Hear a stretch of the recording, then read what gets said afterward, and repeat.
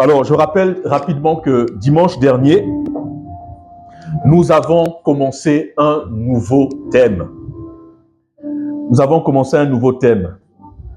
Et ce thème-là s'intitule « 5 vérités sur la venue de Jésus-Christ ». Dimanche dernier, je me suis appuyé sur Apocalypse chapitre 1, versets 7 et 8. Apocalypse chapitre 1, versets 7 et 8 nous dit « Voici, il vient avec les nuées et tout œil le verra.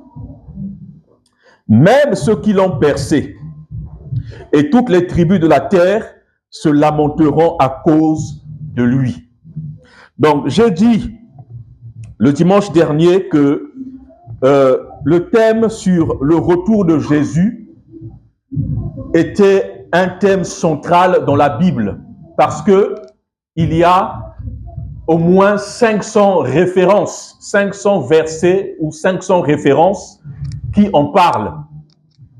Donc, ça fait beaucoup pour un seul thème. Et j'avais aussi dit que dans Apocalypse, toujours au chapitre 22, à l'avant-dernier verset, et le dernier verset, c'est le verset 21, mais c'est juste une bénédiction. Mais au verset 20, c'est important de savoir parce que comment on connaît l'importance d'une chose dans la Bible, c'est que parfois cette chose est placée à des endroits stratégiques. Vous voyez, ça peut être au commencement ou encore à la fin. Et dans Apocalypse, il est dit à plusieurs reprises, et c'est Jésus lui-même qui dit aussi à plusieurs reprises, il dit « je viens », surtout dans le chapitre 22. Il répète à chaque fois « je viens bientôt ». Je viens bientôt, je viens bientôt. Donc, c'est une information qui est très importante. Jésus vient bientôt. Donc, Apocalypse chapitre 22, verset 20. Celui qui atteste ces choses dit, oui, je viens bientôt. Amen. Viens, Seigneur Jésus. Donc, à la fin du livre, Jésus annonce encore sa venue. Donc, c'est pour nous un sujet, pour le croyant, c'est un thème qui est très important. Donc, je disais que ce thème-là, nous allons le traiter en plusieurs dimanches. Donc, pour ceux qui n'étaient pas là le dimanche dernier, faites un effort, allez écouter quand même la vidéo pour se mettre à jour. Aujourd'hui, je vais, avec le temps qui me reste, je parlerai de la nuée. Parce que, comme je viens de lire dans Apocalypse chapitre 1, verset 7, il est dit, voici, il vient avec les nuées.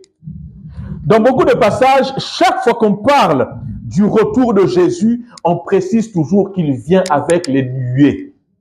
Et c'est pas pour rien que la Bible mentionne cela. C'est une information qui est très importante.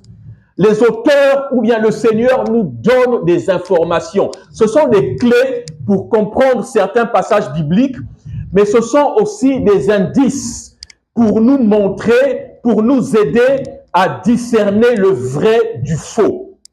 Ce sont des indices et nous devons faire très attention aux indices dans la Bible. Faisons très attention aux détails qu'on nous donne. Dans Actes des Apôtres, chapitre 1, verset 11, les anges, lorsque Jésus a été enlevé, les anges vont dire aux disciples qui étaient là, qui voyaient Jésus monter, « Hommes galiléens, pourquoi vous arrêtez-vous à regarder au ciel? Ce Jésus qui a été enlevé au milieu de vous, reviendra de la même manière que vous l'avez vu allant au ciel. » Au verset 10, je remonte. Et comme verset 9, après avoir dit cela, il fut élevé pendant qu'il le regardait et une nuée le déroba à leurs yeux. Donc, c'est une information qui pour nous est très importante. La semaine dernière, le dimanche dernier, on a lu dans Zacharie 14, 4, où l'auteur Zacharie précisait que le Seigneur devait poser ses pieds sur le mont des Oliviers.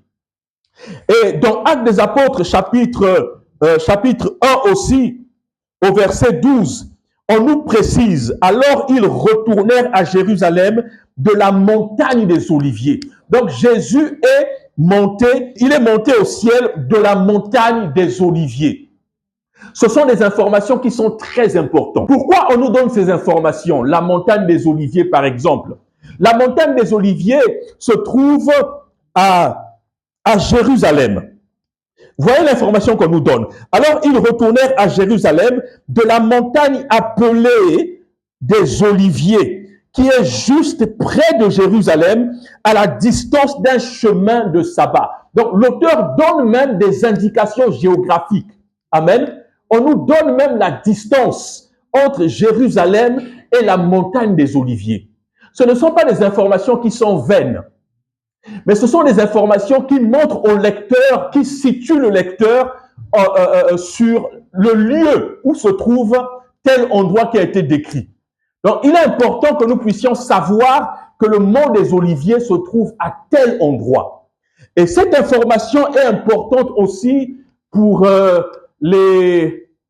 comment on appelle, ceux qui font des fouilles, là, les archéologues. Les archéologues s'appuient parfois, les archéologues bibliques, s'appuient sur des détails bibliques pour retrouver certains endroits.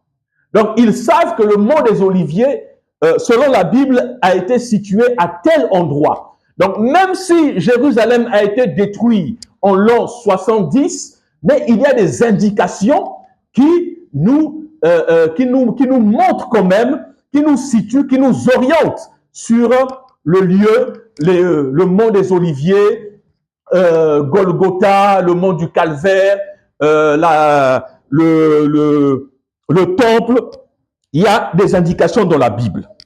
Ces indications nous permettent en tant que chrétiens de ne pas être perturbés, par exemple, ou bien de déguiser notre discernement. Parce que ceux qui ont écrit dans le passé savent qu'il y aurait des faux Christ. Et Matthieu 24 nous en parle beaucoup. Il y aura des faux Christ. Lorsque vous entendrez qu'il est à tel endroit, n'y allez pas. Je m'arrête d'abord sur le mont des Oliviers. Je rappelle comme le dimanche dernier que le mont des Oliviers se trouve en Israël. Mais parce qu'il y a le faux sur la terre, parce que le faux prophète va se manifester, le faux Messie se manifeste, certains diront que le mont des Oliviers se trouve par exemple en Centrafrique. Amen. Ou bien encore, le mont des Oliviers se trouve quelque part dans un petit village en France ici. Ce qui n'est pas faux, c'est qu'il y a déjà eu des faux messies, mais il y en aura encore. On entendra peut-être dans les médias qu'on a trouvé le mont des Oliviers et qu'il y a un messie qui est descendu dans ce mont des Oliviers qui se situe dans un village en France. Ceux qui ne sont pas avertis par la parole de Dieu, ceux qui ne connaissent pas les Écritures, ils iront dans ce village en France, ils vont commencer à faire des pèlerinages sous prétexte que Jésus a posé ses pieds sur ce mont des Oliviers qui est ici en France. Mais la Bible nous donne des informations précieuses. Le mont des Oliviers, et c'est pas pour rien que l'auteur précise que le mont des Oliviers est situé près de Jérusalem, à la distance d'un chemin de sabbat. C'est là où se trouve le mont des Oliviers, et c'est là où Jésus, lors de son avènement, il posera ses pieds. C'est à cet endroit. Il ne posera pas ses pieds ailleurs. Il ne posera pas ses pieds dans un village au Congo. Il ne posera pas ses pieds dans un village en France, mais il posera ses pieds, il viendra physiquement et il posera ses pieds sur le mont des Oliviers. Et c'est d'ailleurs pourquoi, lorsque vous lisez les Écritures, il y a toujours la mention du mont des Oliviers. Jésus est monté en partant du mont des Oliviers. Alléluia. Jésus, quand il se mettait à part, il partait prié sur le mont des Oliviers. Donc, c'est un lieu très symbolique. C'est un lieu très symbolique. Ce n'est pas un hasard. Alléluia. Et donc, ici encore, on nous parle de la nuée. Amen.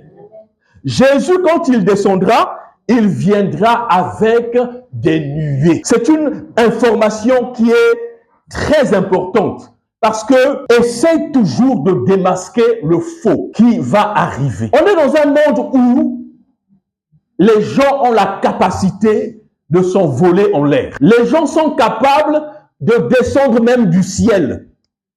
On dit souvent, quand on n'a jamais vu quelque chose, il ne faut pas dire que ça n'existe pas. Dans notre monde-là, tout est possible. Donc, on peut voir les gens, quelqu'un en train de descendre du ciel. N'est-ce pas? Et avec aujourd'hui les moyens de technologie, les réseaux sociaux, les gens vont filmer cette descente-là. Ils mettront sur TikTok, ils mettront sur Facebook, ils mettront sur Instagram, sur tous les réseaux sociaux. Et ça va attirer l'attention. Les gens vont voir, des millions, des milliards de personnes sur la terre vont voir cette image et ils croiront que c'est Jésus. Et par conséquent, les gens diront que Jésus est déjà descendu parce qu'on a les images. Mais la Bible nous dit que le Jésus qui va descendre là, il viendra avec des nuées. Mais le faux Jésus qui est susceptible de descendre et que les gens vont filmer, il n'y aura pas de nuée. Parce que la nuée symbolise la présence de Dieu. La nuée symbolise la gloire de Dieu. Donc vous voyez déjà la différence entre le Messie qui va descendre et les faux que nous allons voir sur Facebook, sur Instagram ou sur TikTok. Il y aura une différence. Il y a une différence entre ce que Dieu fait et ce que le diable fait. Et c'est justement pour marquer ces différences que il y a certains détails qui doivent nous interpeller. Il y a des détails qui doivent nous interpeller. Le mont des Oliviers, Jérusalem, pas en France, et Jésus, notre Jésus à nous, quand il paraîtra dans la gloire. Et ça sera une gloire tellement grande qu'elle ne passera pas inaperçue aux yeux des hommes. Elle va nous choquer.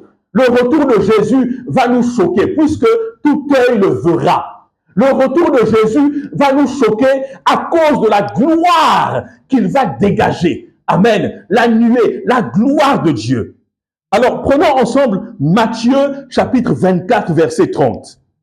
Qu'est-ce que Matthieu va nous dire? Matthieu 24, 30. Alors, le signe. Donc, les nuées, c'est un signe. Amen. Le Seigneur nous donne des signes pour différencier ce qui est vrai de ce qui est faux. Le Seigneur nous donne des signes.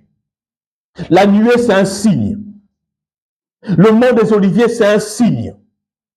La manière dont Jésus est monté physiquement, il descendra physiquement aussi. C'est un signe. Alors, Matthieu 24, verset 30, le signe du Fils de l'homme paraîtra dans le ciel. Toutes les tribus de la terre se lamenteront et elles verront le Fils de l'homme venant sur les nuées du ciel avec puissance et une grande gloire. Le faux Jésus ne viendra pas avec puissance et gloire. Mais le vrai Jésus ne passera pas inaperçu parce qu'il viendra avec puissance et gloire. Et les chrétiens sauront que c'est Jésus qui est revenu. Les chrétiens le sauront. Ils ne tomberont pas dans le piège. Ils ne seront pas corrompus. Mais ils auront un esprit de discernement grâce à la parole de Dieu. Et Matthieu 24, le discours de Jésus sur le mont des Oliviers, Matthieu 24 nous attire notre attention. Au chapitre 24, il dit, car il s'élèvera de faux Christ, de faux prophètes. Ils feront de grands prodiges et des miracles, au point de séduire, s'il était possible, même les élus. Mais malheureusement pour le diable, les élus ont déjà l'information. C'est pourquoi le Seigneur nous donne des avertissements. Ils feront des grands prodiges. Ils feront des grands miracles. Bien aimé, ce ne sont pas des petits miracles qu'on va voir là, que non, les gens se sont levés et tout ça. Non, non, non. Les miracles qu'ils feront là seront des miracles extraordinaires. Des miracles extraordinaires au point où les gens vont se dire non, lui c'est Jésus. Lui c'est Jésus. Parce que spirituellement, ils auront ou bien ils ont l'apparence du Seigneur. Lisons ensemble Apocalypse chapitre 13, verset 13. Oui. Elle opérait de grands prodiges, même jusqu'à faire descendre du feu du ciel sur la terre. Alléluia. Continue. À la vue des hommes. Elle, répète encore. Elle opérait de grands prodiges, oui, même jusqu'à faire descendre du feu du ciel sur la terre. La bête opérait des grands prodiges. Alléluia. Et il est capable de faire descendre le feu du ciel sur la terre. Il fait descendre du feu sur la terre. À la vue des hommes. Mais qu'est-ce que les hommes vont faire? Mais les hommes vont l'adorer. Les hommes vont acclamer pour lui. Les hommes vont se dire, assurément, lui c'est le Seigneur Jésus-Christ. Mais ce n'est pas lui. Donc la nuée, bien aimé, va accompagner le retour du Seigneur. Et cette nuée sera glorieuse. Le Seigneur vient avec toute la puissance et toute la gloire. Cette nuée sera glorieuse. Donc la nuée, c'est le symbole de la présence, de la gloire, mais aussi de la puissance de Dieu. La nuée égale présence de Dieu. Le Seigneur sera accompagné de la présence de Dieu. Luc chapitre 9, versets 34 à 35. Comme il parlait ainsi, une nuée vint les couvrir. Et les disciples furent saisis de frayeur en les voyant entrer dans la nuée. Et de la nuée sortit une voix qui dit, celui-ci est mon fils, écoutez-le. De la nuée sortit une voix. Dieu était dans la nuée. Dieu parla dans la nuée. Nuée égale présence de Dieu. Donc, la présence de Dieu accompagnera Jésus lorsqu'il viendra. Et si d'autres messies arrivent, si des faux messies arrivent, ils n'auront pas la présence de Dieu. La nuée ne sera pas glorieuse. Et nous saurons que ce n'est pas le Messie. Parce que la Bible nous donne des indications sur comment le Seigneur va venir. Et à la question de savoir, est-ce que Jésus est déjà venu sur la terre? Après tout ce que je viens de dire, je nous pose la question. Comme nombreux ont écrit dans certains posts, certains reportages, certains magazines, disant ou affirmant que Jésus est déjà venu sur la terre. Mais à la lumière de ce que je viens de dire, est-ce que vous croyez que Jésus est déjà venu sur terre? Si Jésus était venu sur terre, cet événement aurait marqué les hommes de génération en génération. Parce qu'ils se seraient souvenus de la gloire de Dieu, accompagnant le retour du Seigneur. Les hommes auraient été capables de décrire cette gloire. Mais personne ne l'a décrit. Luc chapitre 9, versets 34 à 35, ça j'ai lu. Exode 40, versets 34 à 35. Et après, je vais m'arrêter là. J'ai encore des choses à dire, mais je crois que vous avez compris de quoi je veux parler. Exode 40, versets 34 à 35. Moïse ne pouvait pas entrer dans la tente d'assignation parce que la nuée restait au-dessus et que la gloire de l'Éternel remplissait le tabernacle. Et on parle de nuée dans plusieurs passages de la Bible. Ce que nous pouvons retenir ce matin, j'ai encore d'autres choses à dire, la nuée, et c'est aussi égal au jugement, parce que Jésus, quand il vient quand il descend, il vient avec son jugement aussi. Il jugera les nations. Et ça sera un sujet de joie pour ceux qui auront cru en lui. Parce qu'il est le Dieu de justice. Naoum, chapitre 1, verset 3. Nous allons lire ce dernier passage et après je vais conclure. L'Éternel est lent à la colère, il est grand par sa force, Oui. il ne laisse pas impuni. L'Éternel marche dans la tempête, dans le tourbillon, les nuées sont la poussière de ses pieds. Alléluia.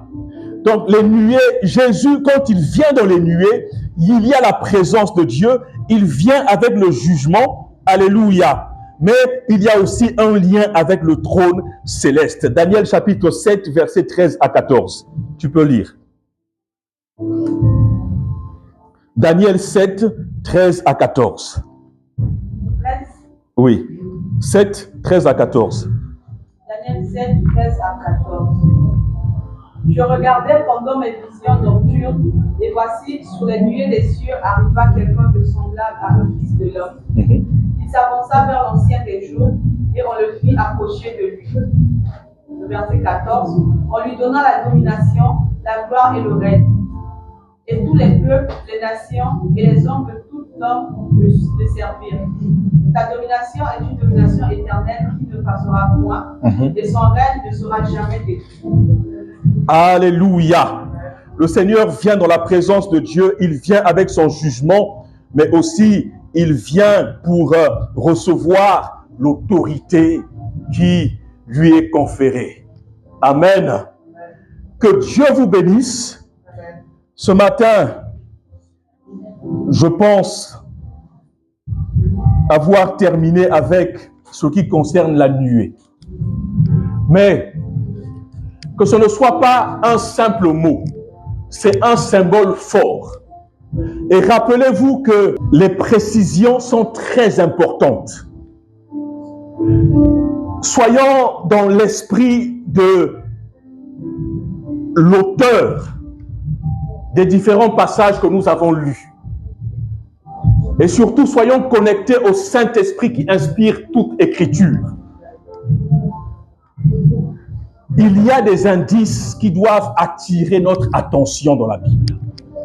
Et chaque mot a une importance. Et concernant le retour de Jésus, il y a tout un mélange. Sachant qu'il y aura des faux Christ, il y aura des faux prophètes, ils feront beaucoup de miracles. Mais le Seigneur veut ouvrir nos yeux pour que nous puissions faire la différence. Lorsque ces choses arriveront, ne nous précipitons pas à aller. Amen.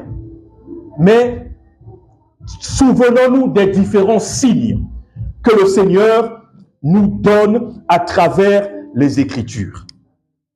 Pour terminer, je vais lire une partie de Matthieu, chapitre 24. Matthieu, chapitre 24, au verset 5 déjà. « Car plusieurs viendront sous mon nom, disant, c'est moi qui suis le Christ. » Et ils séduiront beaucoup de gens. Il répète cette idée à plusieurs reprises dans le même chapitre 24 pour attirer l'attention des croyants. Je relis encore. « Car plusieurs viendront sous mon nom, disant, c'est moi qui suis le Christ. » Et ils séduiront beaucoup de gens. Verset 11.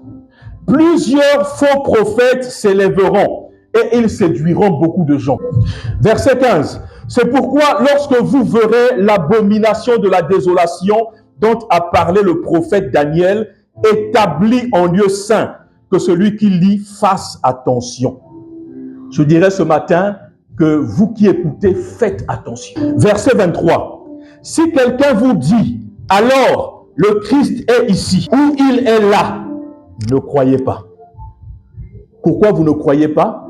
Parce que le Seigneur vous a donné des signes. Verset 24. « Car il s'élèvera de faux Christ et de faux prophètes. Ils feront de grands prodiges et des miracles, au point de séduire, s'il était possible, même les élus. » Verset 25. « Voici, je vous l'ai annoncé d'avance. Si donc on vous dit, voici, il est dans le désert, n'y allez pas, parce que lui, il viendra sur le mont des Oliviers. Voici, il est dans les chambres, ne le croyez pas. Le Seigneur nous a averti qu'il posera ses pieds où? Sur le mont des Oliviers. Car comme l'éclair part de l'Orient et se montre jusqu'en Occident, ainsi sera l'avènement du Fils de l'homme. Que Dieu vous bénisse. Est-ce que vous avez compris la pensée de Dieu que j'ai voulu transmettre ce matin? C'est une manière de comprendre les Écritures. Faites attention aux mots. Et faites attention aux indications, aux lieux géographiques, aux moindres détails. Faites attention. Nous allons nous lever et rendre grâce à Dieu pour sa parole.